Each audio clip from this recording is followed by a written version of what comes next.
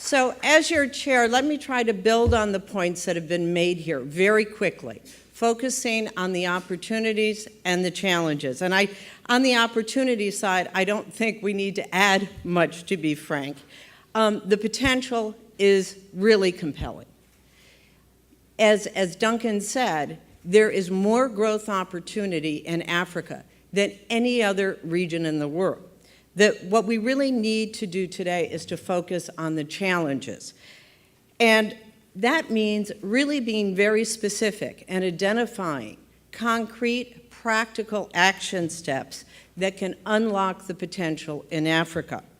I think the evidence of the potential for success here is clearly in the fact that you all are here. We have in this room today leaders, investors, intermediaries that together collectively today we can really forge the answers and how we take the abundant supply of capital that's sitting without being used effectively and meet the huge demand for capital in Africa. Let me just point out 3 particular areas where we need to focus today as we brainstorm together. Structure. We need to really think through what are the optimal structures for both transactions and for investment funds. What do we really need to be able to operationalize quality investment? 2, what are the critical risk mitigation and credit enhancement tools that we ought to be putting into place? As Duncan said, we need governments to facilitate.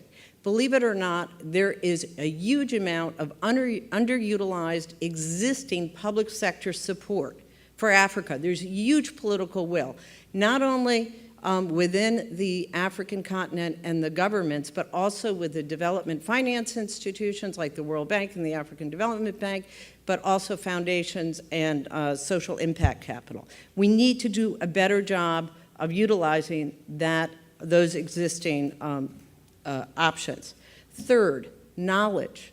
How can we work together to source bankable quality transactions and funds? How do we ensure the needed due diligence, the needed investment grade ratings? How do we finally disseminate information on those opportunities so that they can be realized? So briefly, in conclusion, let's ensure today that we really engage with each other collectively and work in forging a roadmap that can deliver on the promise of investment for Africa and the returns for investors.